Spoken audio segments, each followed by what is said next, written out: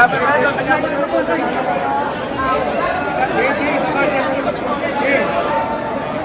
una, before I answer that, again, now it's official.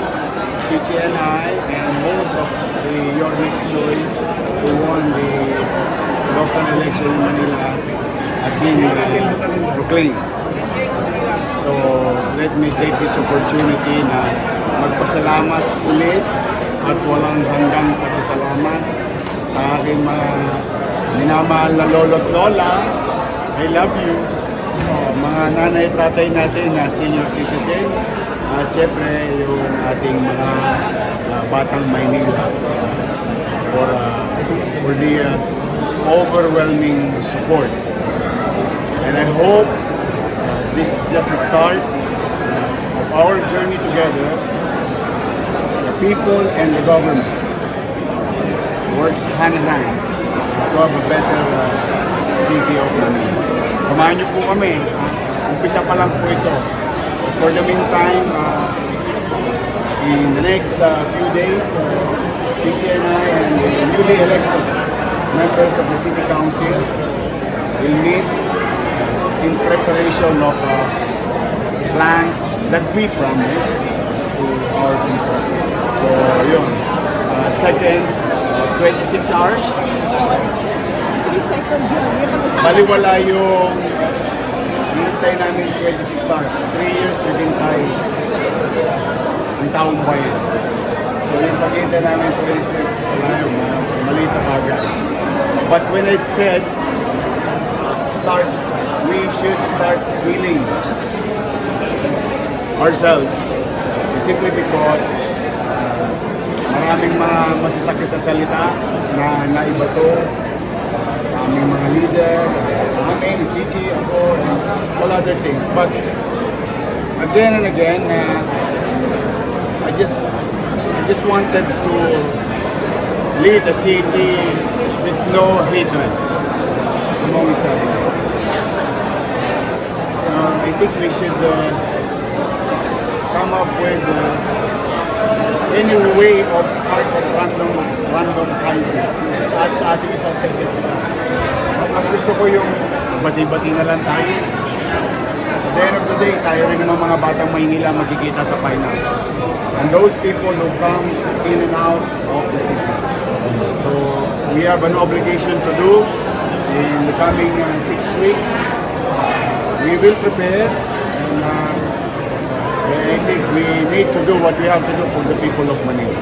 So that's why gusto ko we start from healing. Bati-bati na tayo. Ako, okay na ako. Nasaktan kami, don't get me wrong. Emotionally, psychologically, we were hurt. But the people overwhelmingly spoken. That we respect, and I think that's good enough vindication for Chichi and I and the entire group. So we are very grateful about it, and we start moving on, and we move forward, and hopefully with the help of our people, we move fast to recover.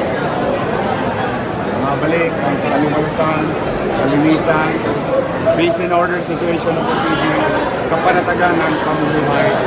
And Chichi, leading the City Council, presiding over the sessions, will come up with her idea with regards to how to deliver the livelihood program that she promised to the city, and we will have.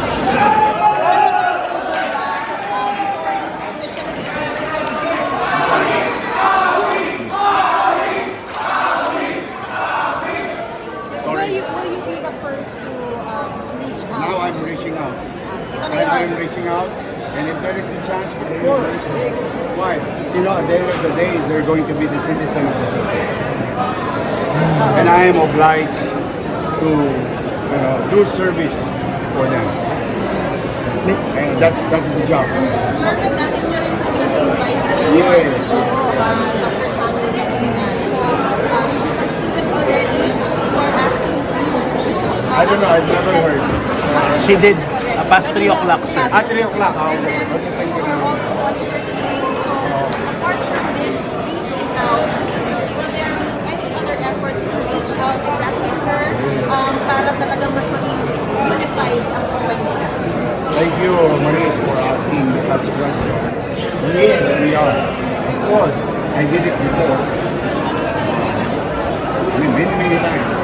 Even with the former President Jose Estrada, even to the point Mayor Lee. In fact, not only that we reach out, may tinanong pangako kay Mayor Lee yun eh. Paano mariresolve yung peace and order. Humingi pa ako ng tip. But in this case, of course, we will do so. If we will allow to be there. Anytime ako, alam mo, marami na akong baldog sa buhay.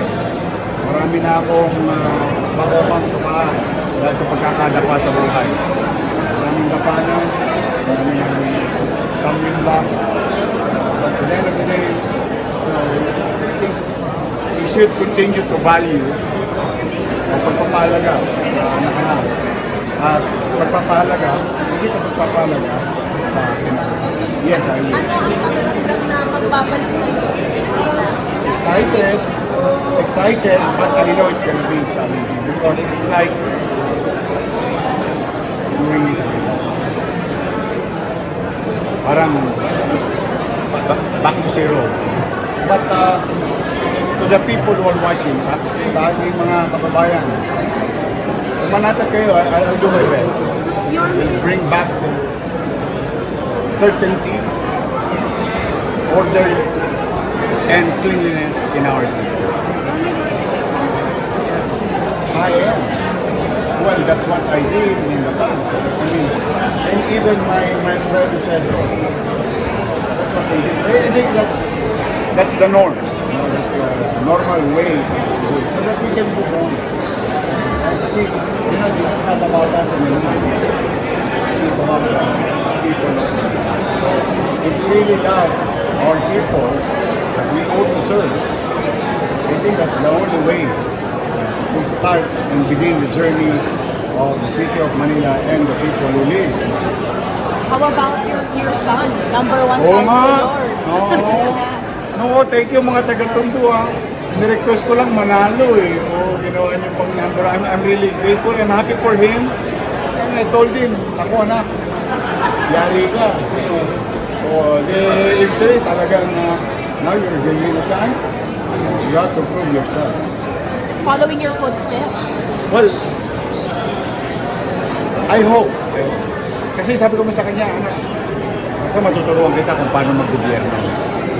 Pero hindi ko kaya ituro sa akin kung paano magmalasakit.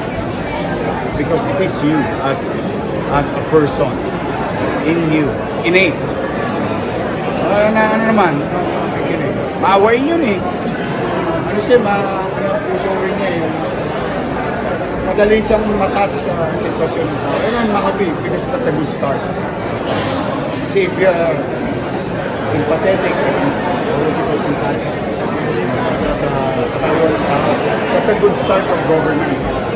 Kasi lagi ang nakahabulin ka at the back of your mind. What is your purpose being in power? So I'm excited and happy for him. Congratulations, Joaquin.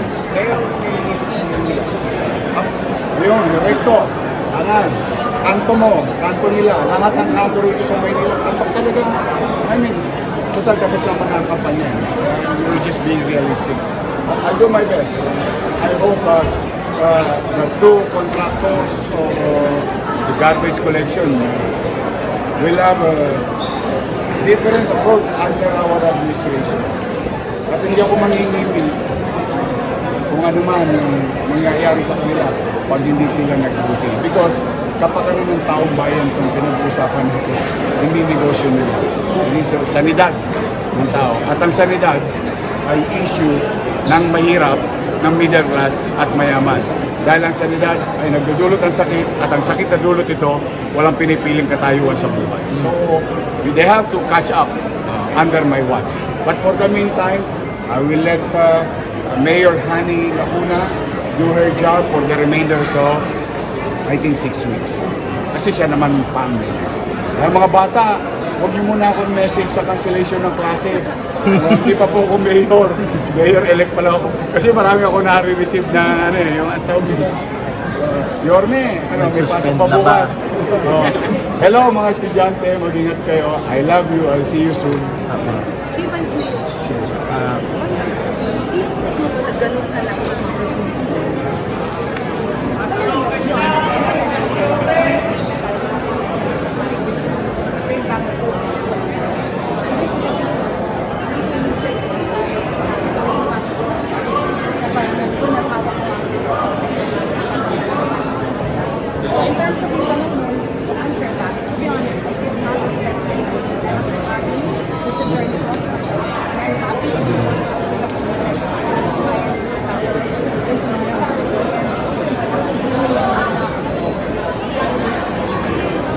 Vice Mayor, majority po ng mga konsehal na mahahalal ay Yorme's choice, yung iba came from other parties. How open are you as presiding officer to take all of these suggestions in so you can craft good ordinances para sa mga taga-Manila? How open are you to like brainstorming and getting various ideas regardless of party lines para makabuo kayo ng maayos na ordinansa? Naniniwala kasi ako sa Councilor for 3 District, naniniwala ako na importante ng kiligtan John Isip, konsihal ko ano man Pamela Pugoso, Mike Atienza, wise and intellectual and Paul Sangal, laws and Karen Tulio, Captain Tino. Pasensya na kayo, pinabi kayo. I'll see you. Thank you.